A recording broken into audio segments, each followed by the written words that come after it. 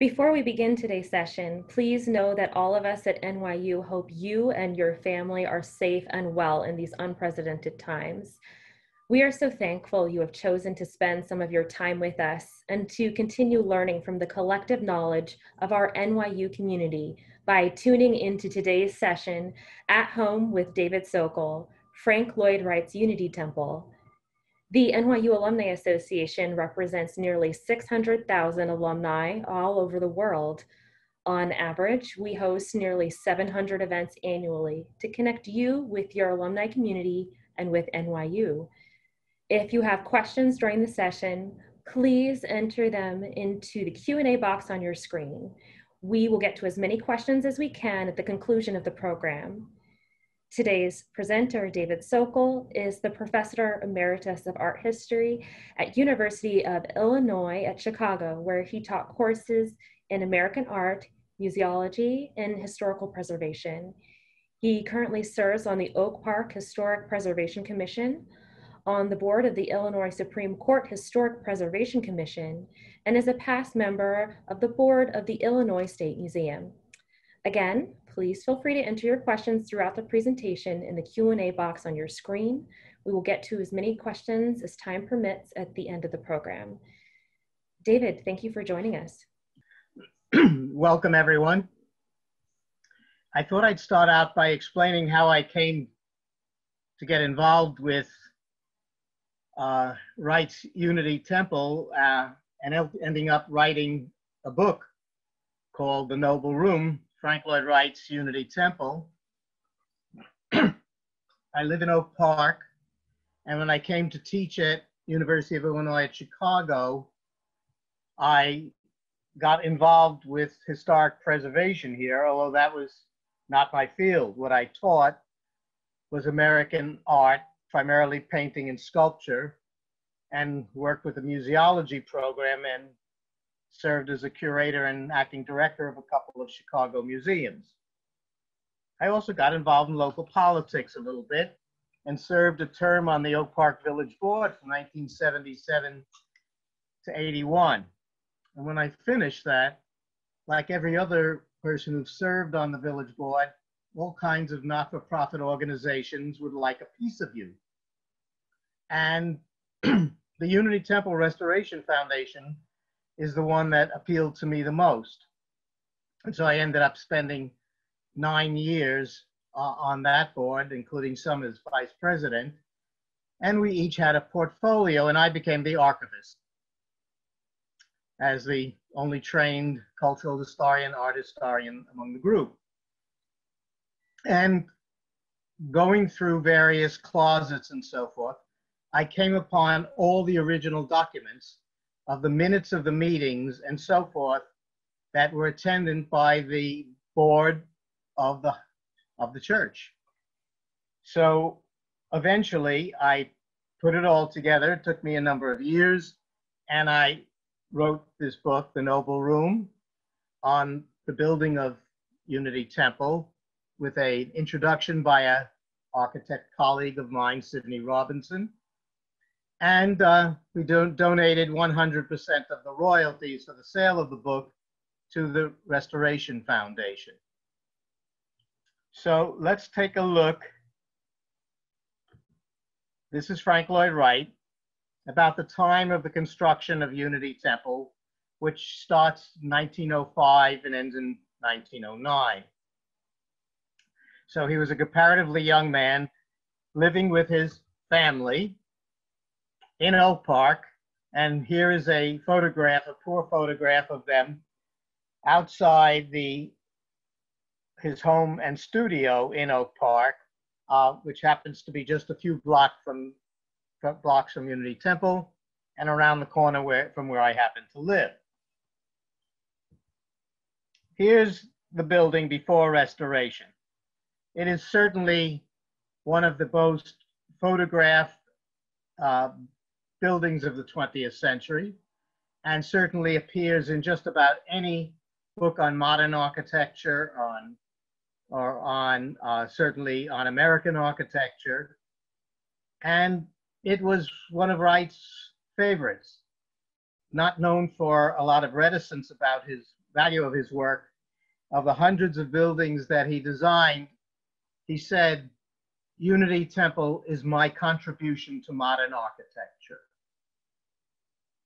Well, you can't ask for something more than that or greater than that as the assessment of its value to its own designer.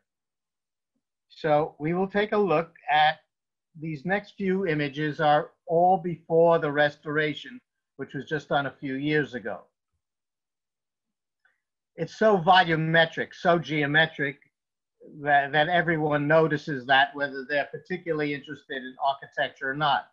Just the pure rectangles and squares that make up the building, both interior and exterior.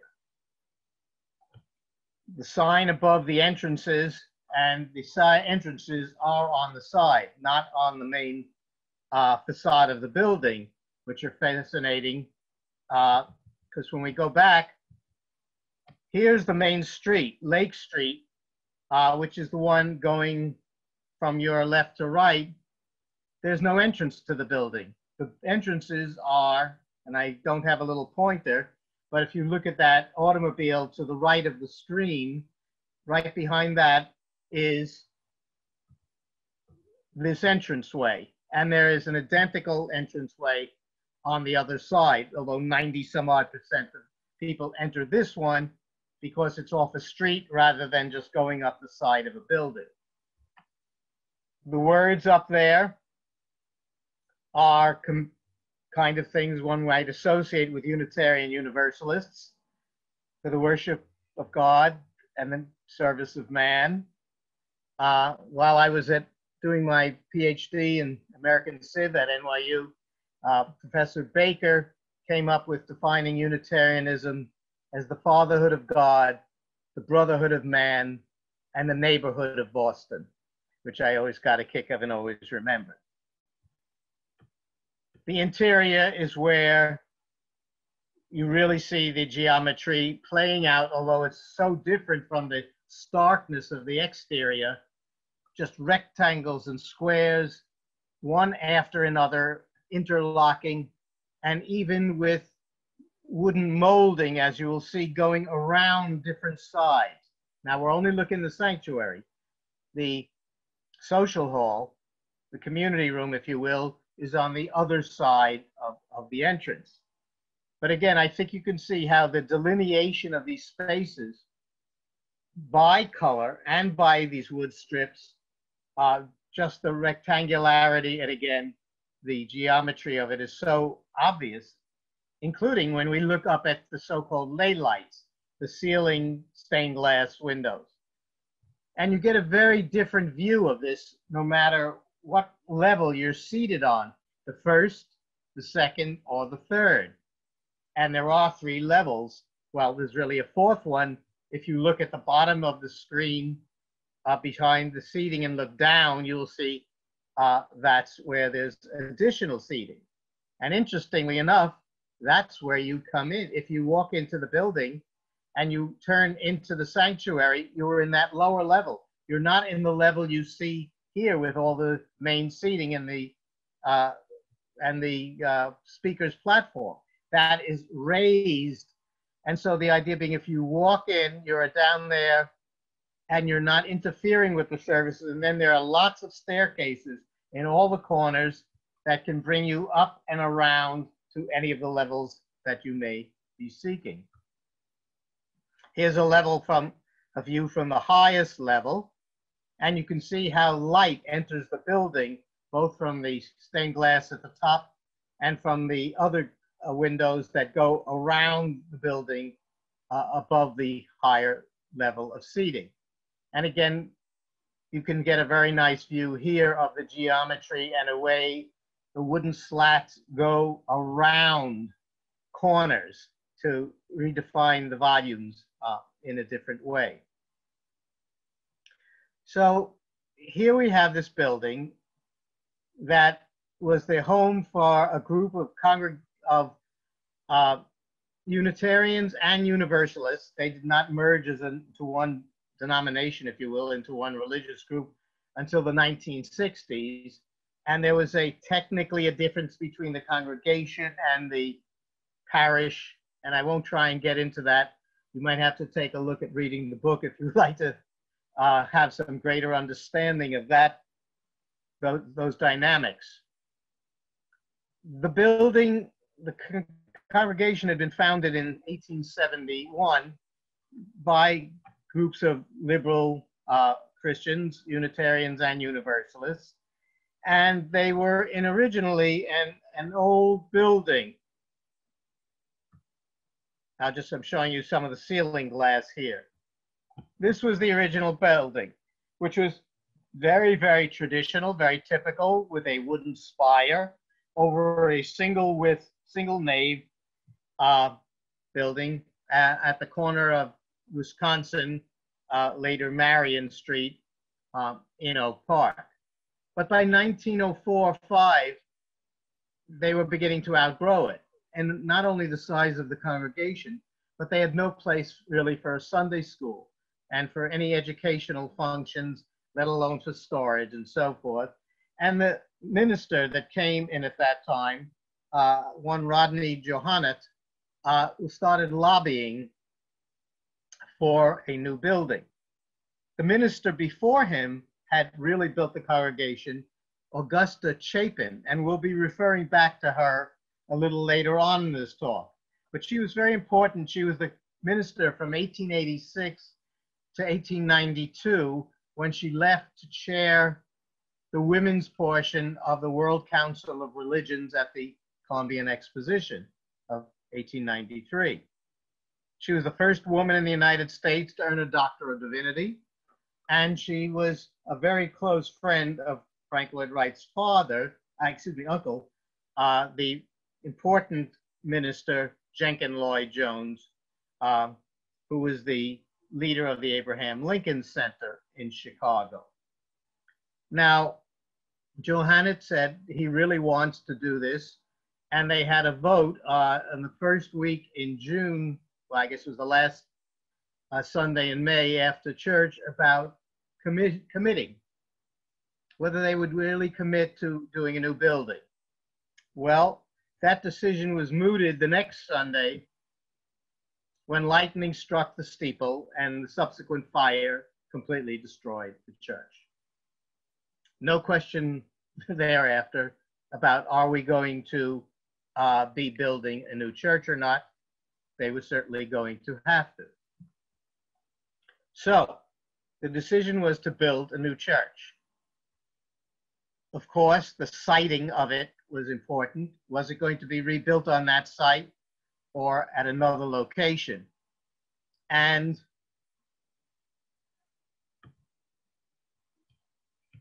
well, before I move on to looking at the new building, there were two issues, as I say, and the location. There were several sites looked at. There was definitely an interest in having the site being close to the main center, not the exact center of town, but the sort of heart of Oak Park, which was the intersection of Lake Street and Oak Park Avenue. The post office was there. The city hall was there.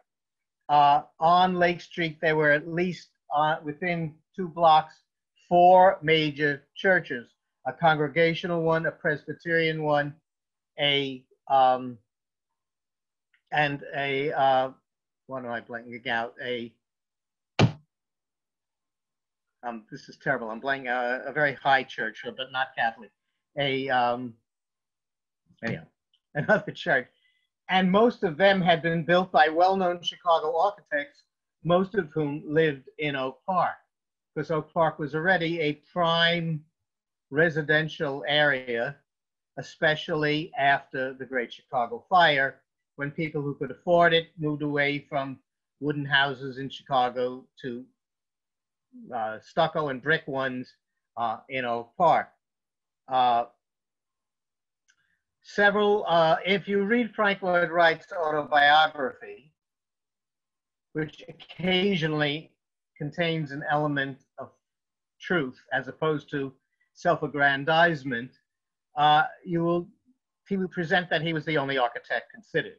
No, they considered 10 or 12, and including the people who had built the other churches that were up and down within a few blocks, some of whom were extremely well-known architects.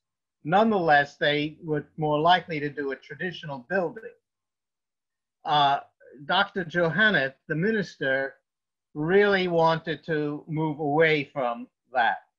And the groundwork again had been laid by Augusta Chapin, who was identified with a group of women Unitarian and Universalist ministers who all were very close to Jenkin Lloyd Jones, Frank Lloyd Wright's uncle, who I mentioned before. There was a very interesting book called The Prophetic Sisterhood that talks about the Unitarian and Universalist ministers, particularly and especially in the Midwest, these ministers who were women, who ran these mostly smaller congregations, bluntly, ones that mostly men did not seek out because the salaries were not commensurate with supporting a family.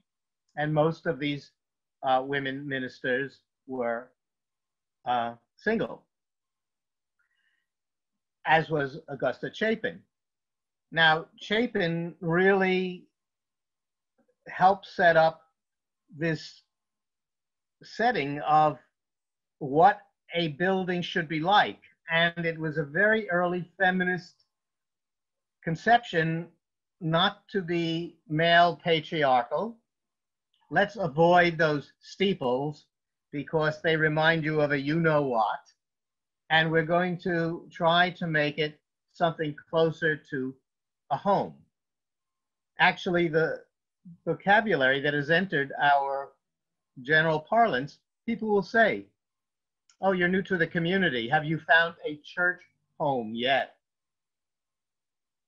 Obvious enough, but the term really goes back to the fact that the church should be like your home, comfortable, accessible, and for the Unitarians and Universalists, again, the epitome of high church grandeur, great tall pillars, great steeples, and so forth. But we'll be returning to some of that rhetoric in a moment. Here's the building under construction. 1905, it's almost done, at least from the outside, in 1908. And we'll be discussing why it took so long, because it did take a very long time. And actually, they finished the social hall side, Unity House, first. And you see here chairs arranged for services that they held for almost a year in the Unity House before they finished the sanctuary. Here's the building completed, showing the level of the pores. And what do we mean by that? Well, this is a concrete building.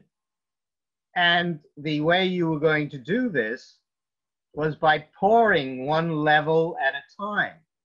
The biggest problem and cost involved in doing this was not the concrete, but the cost of the wooden forms that would outline and define the shapes that into which the concrete would be formed. So they would pour a certain amount of concrete, then reuse the wood to do the next level and the next level and the next level. The mass of columns and structure of this are evident.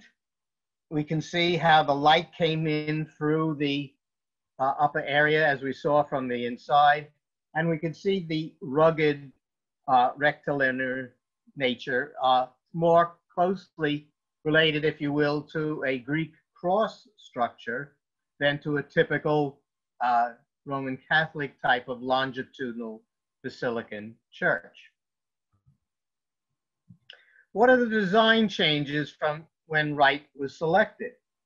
Well, these design changes took place fairly quickly, but in a matter of weeks. But when he got the commission over these others, we can see in the early design of the sanctuary there are actually steps. I keep pointing, I'm sorry, at my slide. You can see the steps to the top and the bottom of the screen outside the wiggly lined area. So there are going to be steps to go from the main level down, or what became the sanctuary down.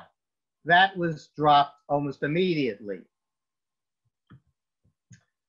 Here we see it as a more longitudinal church, with seating going all the way from one end to the other into the sanctuary, and major seating that was dropped too in favor of the more square design. This one shows a lot of changes.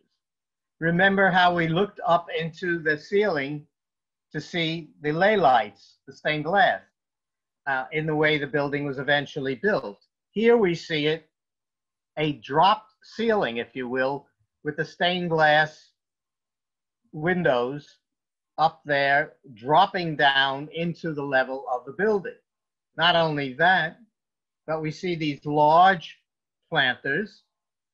Wright loved to do planters, but the congregation made him say outside, yes, but not inside. And most amazing at all, and I realize this slide is not great, and you're going to have to take my word for it, but that's brick.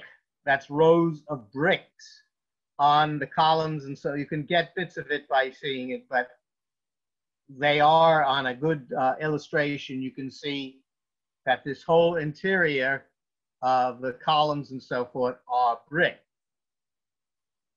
Those big columns were meant to carry the heating. There was no cooling, of course, at that time, and the heat was supposed to come through vents in those big square columns. That didn't work, I must admit, very well. And the early commentary, including in the newspapers, talk about how so much heat leached out through the walls that the trees on Lake Street never lost their leaves. I don't know if that's, you know, apocryphal or not, but that was the story. They couldn't keep it warm and they had to add additional heating. But we'll return to that. Why did it take so long? Why did a thing that was supposed to take about 1.5 years take essentially almost 4 years, 3.5 years? Well, because Wright was busy with a lot of projects. This building, some of you at least might have ever seen, long torn down. The Larkin Building in Buffalo, completed in 1906. In other words, completed just after he started or got the contract to do the commission of Unity Temple. And I think you can see the similarities from the exterior of the very large, heavy columns, the basic structure, not the details, but the basic structure of solid forms were already being established there.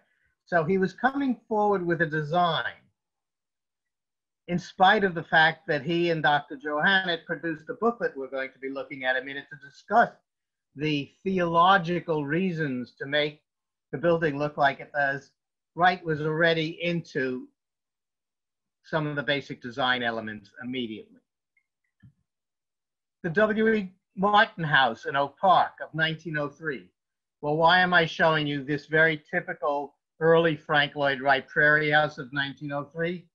Well, for a reason that will become apparent in a moment when we speak and look at his brother's house, the Darwin Martin House in Buffalo of 1904. What we have is these two brothers who were both involved in various industrial projects. In Chicago, they were the co-owners and commissioners of the Easy Polish Company, which made shoe polish and stove polish cleaners. They built that. Well, they had Frank Lloyd Wright build that. I don't have an image of that with me, unfortunately. And it's still extant. It's covered with brick, but it was a concrete constructed building, and Wright's only sort of commercial building in Chicago. one of the few commercial buildings he ever did. So these two brothers owned that. But one brother had moved to Buffalo soon after some of their other business ventures started. Not only that, they brought Wright to do a lot of other houses in Buffalo, or at least 5 or 6. Here's another one of 1905-6. So you have Wright spending some of his time doing houses and the Larkin Building in Buffalo at the same time he has just gotten the commission. But it's more than that. The head of construction for Wright, his head builder, was Paul Mueller, M-U-E-L-L-E-R. And Paul Mueller ended up opening an office to work with Wright in Buffalo. Now think, we're thinking 1904, 5, 6. How did you go from Chicago/Oak Park to Buffalo? You went by train. There was not commercial flights. Flight was in its infancy. Automobiles were in their infancy, essentially. And so he was constantly, Wright was going back and forth, but the builder on the site was going back and forth. That ate into the time. Not only that, but a lot of the work on Unity Temple, the plumbing, the heating, and the electrical were all done by the firm of Foster and Glidden. And it was the most amazing things when I started going through the papers, and I found we knew about them. They were a firm that lasted here a long, long time. I actually found stationery with letters to Wright and to the head of the building committee. And the letterhead had 2 addresses, an Oak Park address, not a Chicago address, a Buffalo address. So they were doing so much work there that they opened Foster and Glidden opened an office in Buffalo. So you have these 2 nodes, these 2 centers of Wright commissions going on at the same time. A series of houses, the Larkin Building, the Easy Polish Company, all underway before he got the commission to do Unity Temple. Those of you scattered wherever you may be, who may ever have had to hire someone, contractors or subcontractors, know their tendency to perhaps sign a contract, take a deposit, and might be juggling a number of commissions. Well, that's certainly happening here. And they constantly were running behind because a decision had to be made. And Paul Mueller's up in Buffalo. He was also doing work in New Orleans, by the way. And the congregation was dwindling, getting smaller and smaller, using facilities granted by other nonprofit organizations and some churches. But it kept lagging on. They needed more money. The contract was for $36,000, $36,200, I guess. And they kept on running out of money. And again, Paul Mueller and the subs are in Buffalo or elsewhere. So it takes a long time, and the building committee is getting very frustrated. I mentioned this booklet. It was called The New Edifice. You can still get one. They're reprinted. And it was printed by the congregation, and it was attention to draw up support in the congregation and in the community for this radically different design. Here we see one of the drawings, and it's done by Marion Mahoney, who was a senior draftsman in Wright's office. And she did all these drawings, as she did the ones for his Wasmuth portfolio things that were published in Germany a couple years later. And she really became, you might say, his pencil. The booklet, again, went into elaborate rhetoric of how and why theologically and religiously it should look like this. But again, seeing it, you can see how it ties to both the easy polish, well, you can't see the easy polishing, but to the Larkin Building and his other ideas of the time. Now let's look at the people who, again, are not given any credit by Wright, much to his shame. I mean, he's a great architect. It's just too bad he felt the need to downplay other people's involved. Edwin Gale was a founding member of the congregation in 1870-71. And he had some pharmacy stores, drugstores in Chicago. The main ones went up in the Chicago fire. And he owned the property that the building was now ended up being built on. The new church was built on a lot that was big enough for the church and for the social hall, but also for a residence for the minister right next door. The price for that property was $10,000, which in some ways was high, but it was really downtown where everything was happening, and it was the prime real estate. And so the congregation bought it. His son, Thomas Gale, who died very young, was a major Wright patron. And it's really some of these people who are responsible for him getting the commission. His Gale's son, Thomas, owned what are called one of the three bootleg houses by Wright. The ones he did on Chicago Avenue, just what turned out to be west, the block west of his own home, that he did while he still worked for Louis Sullivan, did them illegally. He was supposed to be under contract to just design for Sullivan. When Sullivan found out, they had it falling apart. But this is the Gale house. It's clearly an early Victorian house. It is not what we associate with the Prairie School. But he died young, and his widow, Mrs. Thomas Gale, had Wright design this house in 1909, just down the block from Wright's home and studio on Elizabeth Court. And she also had him design a vacation home up in Michigan. Those of you who know Wright's work a little bit might notice the relationship, although this is much earlier and much more subdued, of the way these cantilevered balconies come out. This is a prefiguring in 1909 of essentially the House of Falling Water of, decades later. But Mrs. Gale was an important figure, as was Mr. Gale, and they were big supporters of Wright. Edwin Ehrman, he was a person never mentioned in Wright's autobiography, and he lived a couple blocks away, and he was both the chair of both the Building and Grounds Committee of the church and the Building Committee for the new building. He's the one who had to negotiate between the architect and the congregation as they were constantly battling over things. Wright, like he wanted his planters inside. They said no. He'd have the company deliver them anyhow. And poor Ehrman would have to make them take them back.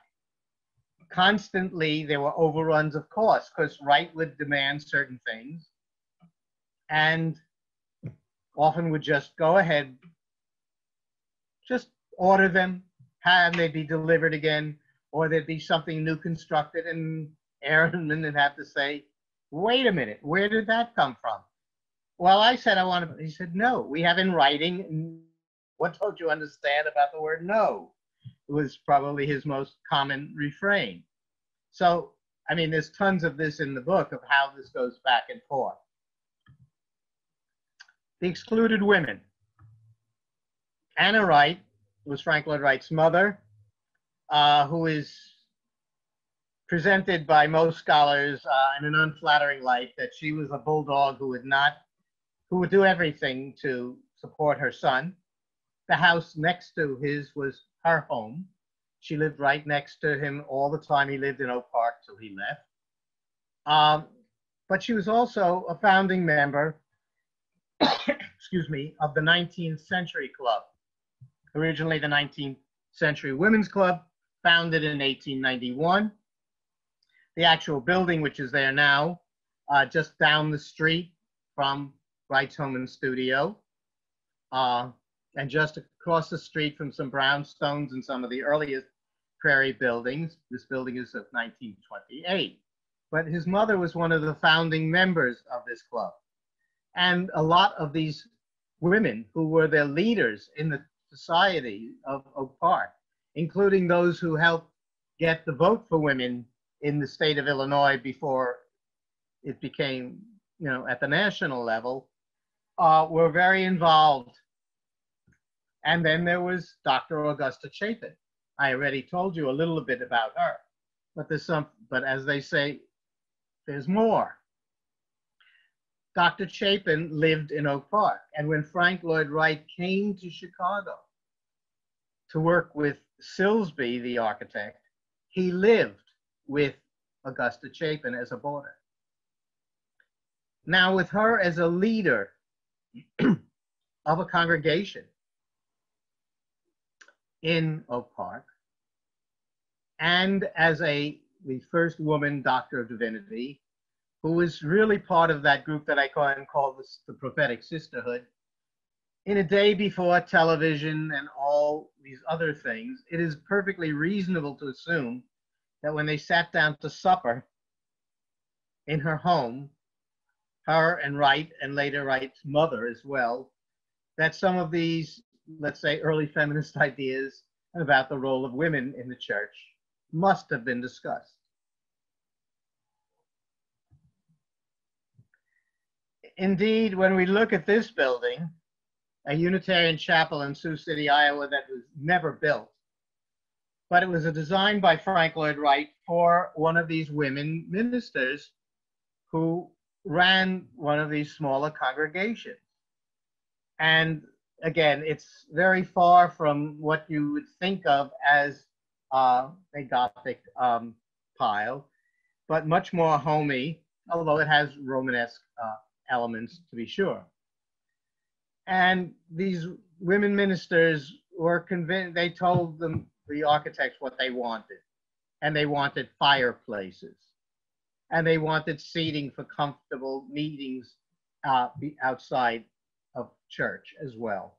And that's what Wright learned to help give them. The other one, here's a figure that you probably know of, Maymond Cheney. Excuse me. And she was the wife of, or partner, part of the Cheneys, who commissioned a home from Wright, and with whom Wright had a love affair and ran away from and left his wife and family and built Taliesin East for her and her children and himself. Now, she died in that fire, which has been the subject of a recent book. And she was a strong feminist, as you may find not surprising, that she would leave and go off with her children. And she was very much interested in the Swedish early feminist writers. And she was also very knowledgeable in several languages, and she was very highly educated.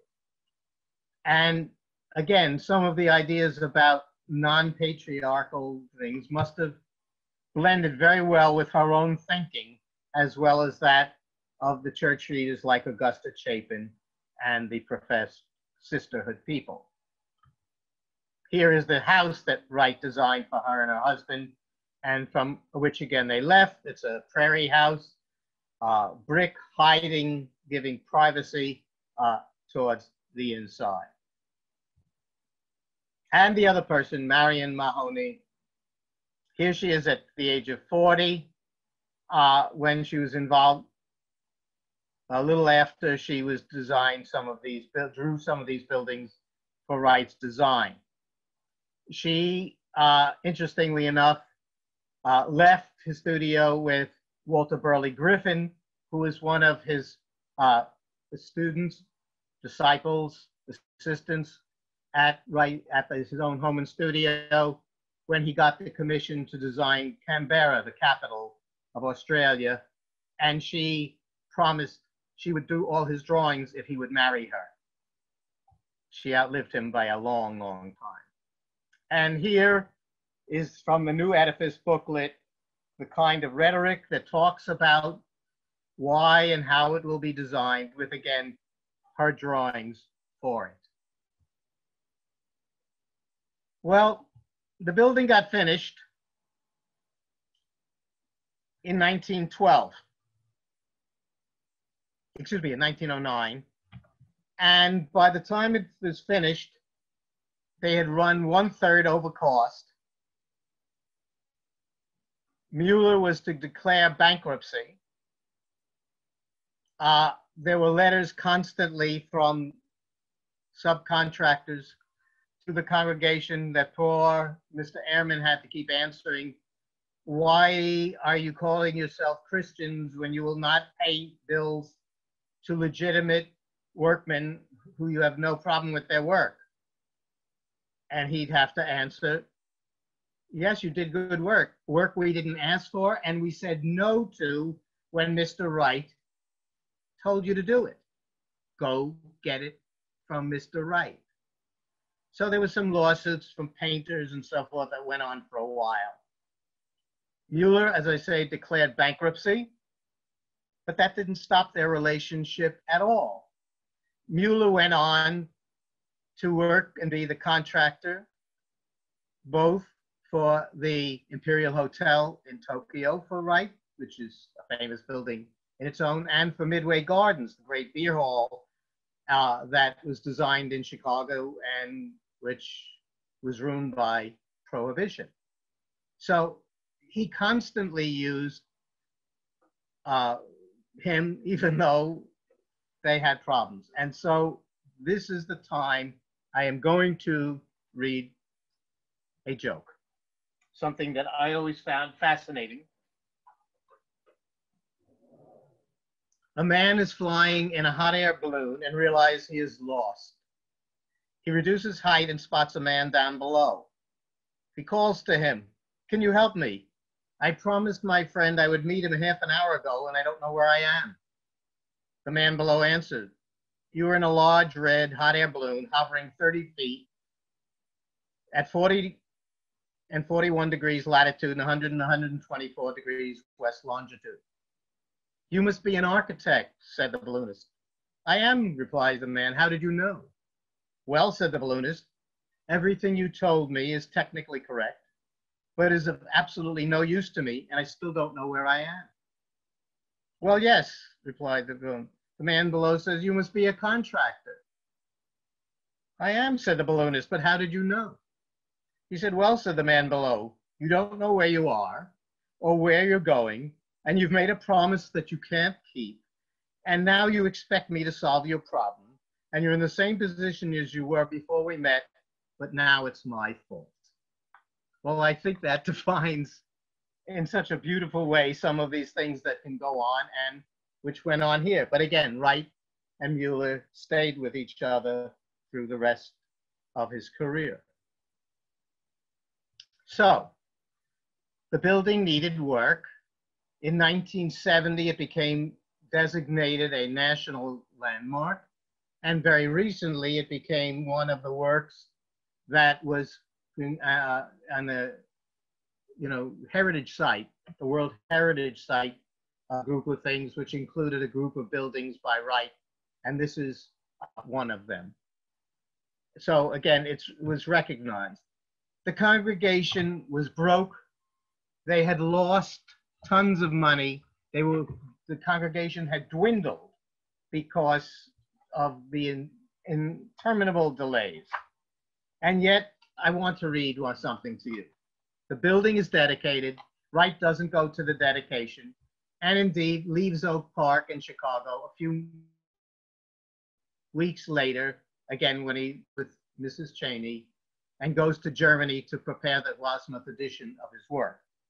But at that dedication of the building in September of '09, with all the problems, They've lost over $12,000 beyond the contract price.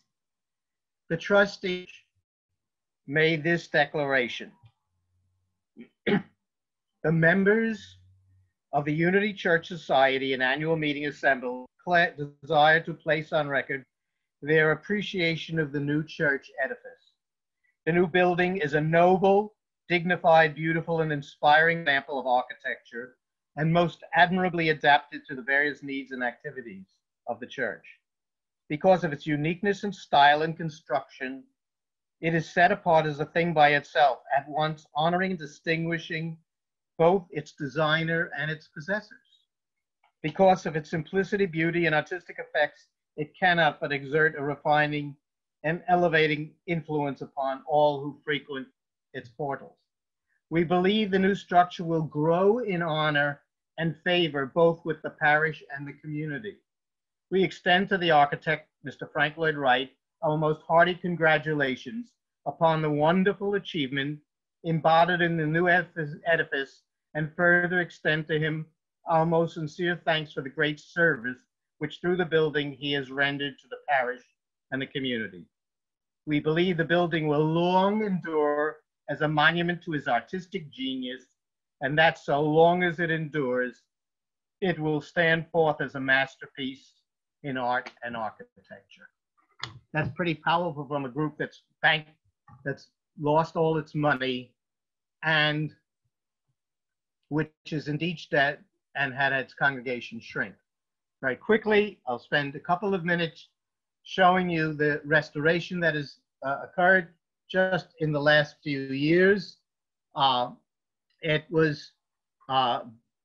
They had done a comprehensive plan to look at what needed to be done between 2000 to 2006, updated that in 2014, and then hired Gunny Harbaugh and his firm to do a full restoration, which was done between 2015 and 17. It was $25 million.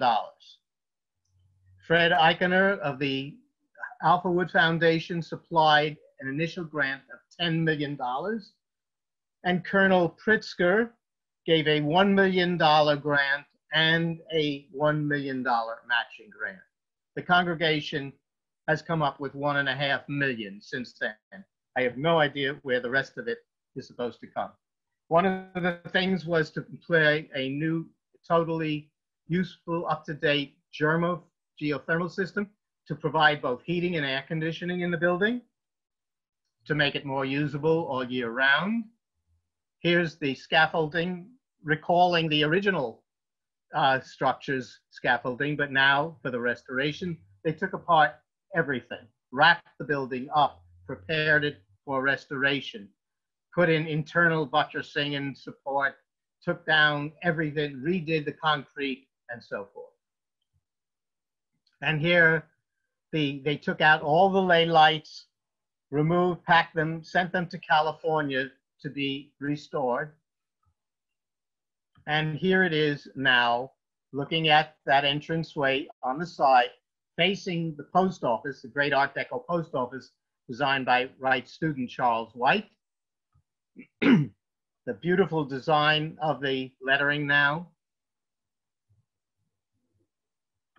The interior, fresh, bright, the light filling the whole area. There were some subtle changes in the seating.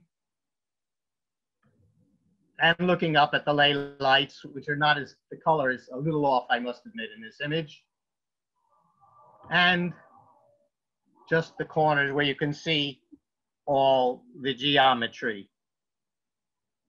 And that basically is it. I thank you for your attention, and we're happy to try and answer any questions.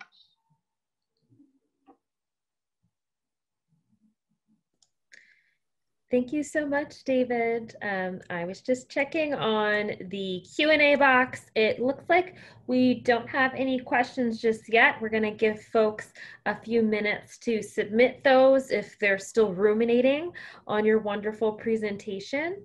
But yes, a job well done. Very thorough and wonderful survey of the work that has taken place over the years on the Unity Temple and its restoration.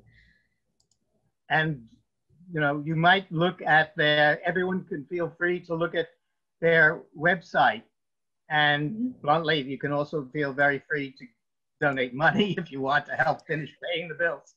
They have concert series and everything to try and, you know, bridge the gap. But they have a wonderful restoration service committee and an executive director working to make sure it stays in the kind of condition it's in now. Absolutely, absolutely. I'm going to go ahead and I'm going to make sure that I share the Frank Lloyd Wright Trust link as well, which I think might be of interest for folks.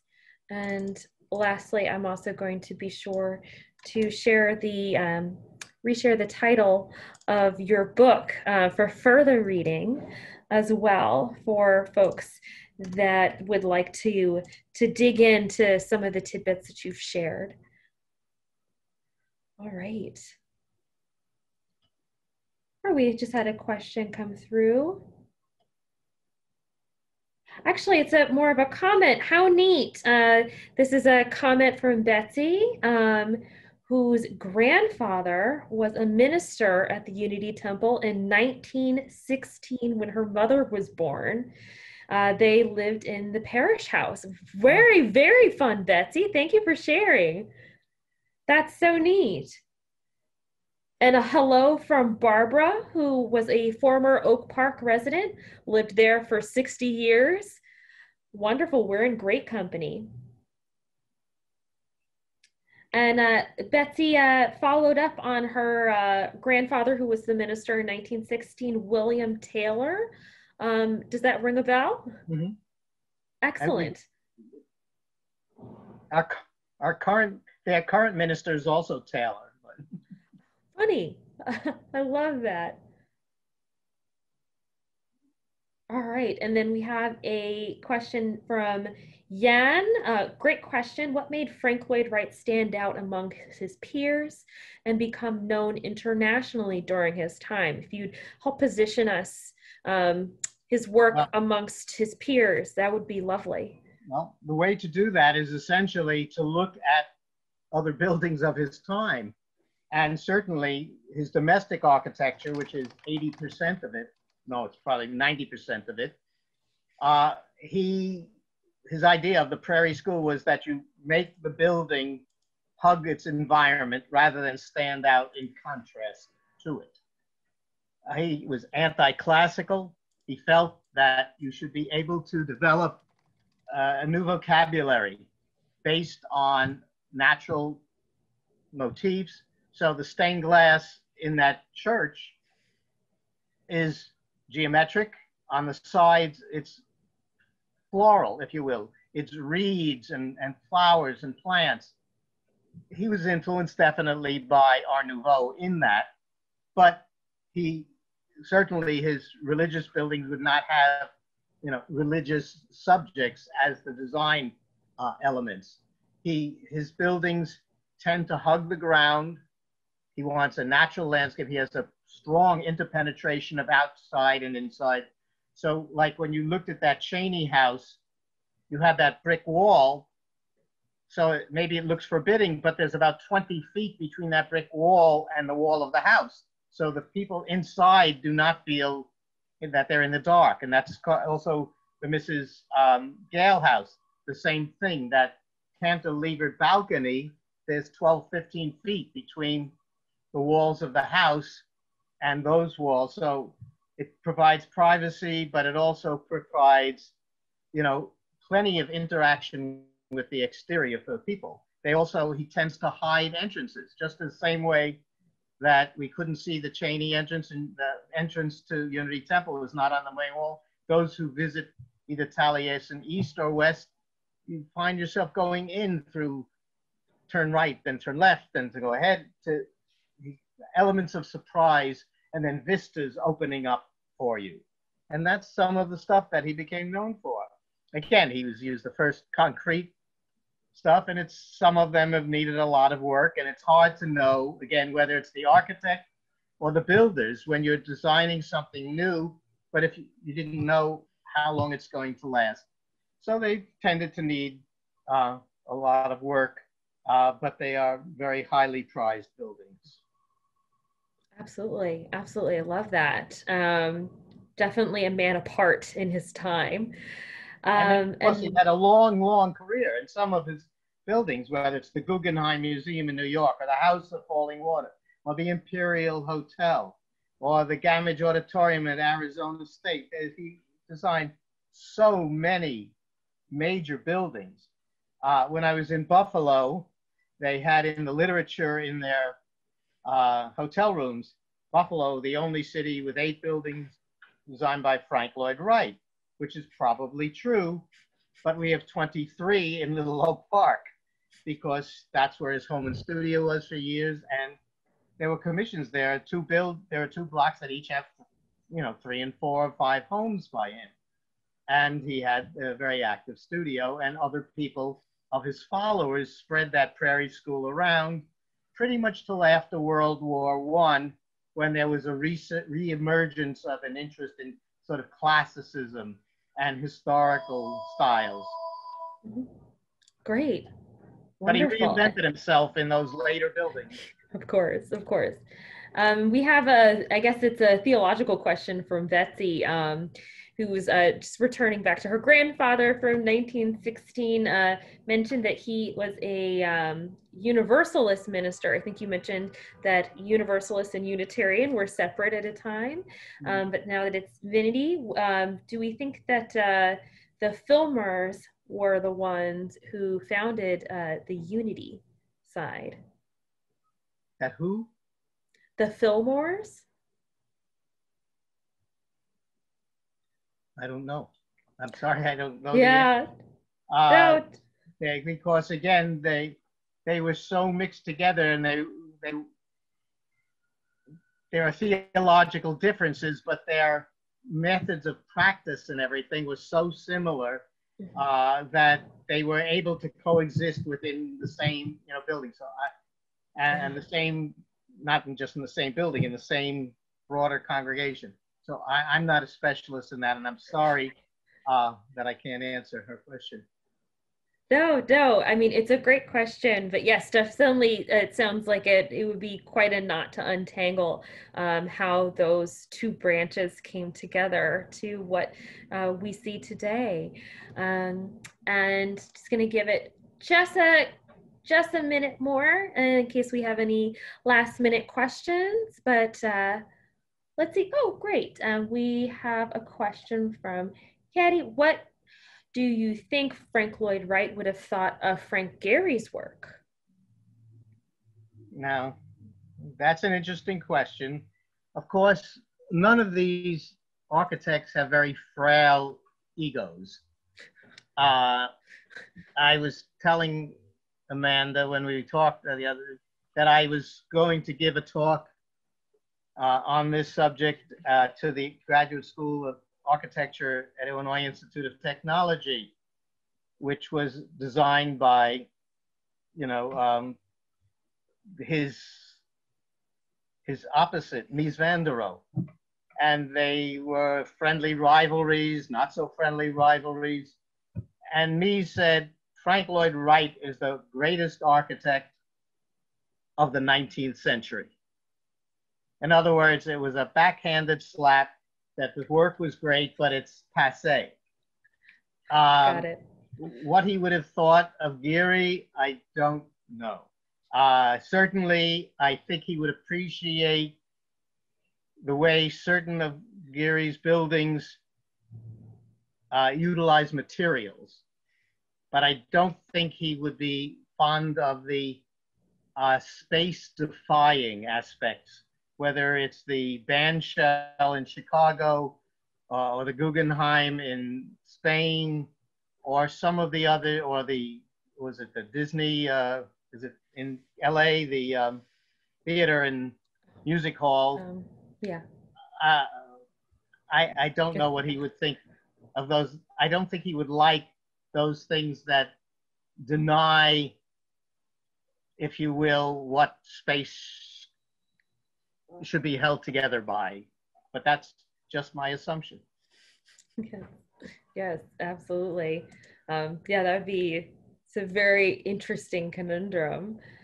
And with that, I'm going to formally wrap up our presentation. Thank you so much, David.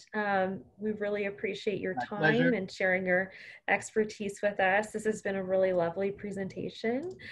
Let's see here. I'll go ahead and share this for our folks. Perfect. Now, to you attendees, if you are interested in further scholarly content, please check out our events calendar on the NYU alumni page under events and programs. We have many wonderful alumni like David who are here to share their expertise, their input, their research with all of you in this community. Coming up next week, you can join NYU Arts and Sciences on September 29th when they present investigative reporter Madeline Barron. Barron is an award-winning host and lead reporter of the podcast In the Dark. She is joined by fellow alumna Yvonne Laddie, the director of the Reporting New York and Reporting the Nation programs at the NYU Arthur L. Carter Journalism Institute. Again, thank you all for joining us. We here at NYU wish all of you good health and safety. Have a great week, everyone.